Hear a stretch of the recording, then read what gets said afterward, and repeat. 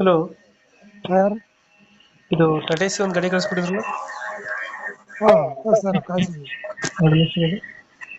ಹಾಂ ಗಾಡಿ ಮಾಡಲ್ ಎಷ್ಟು? 18 ಸರ್.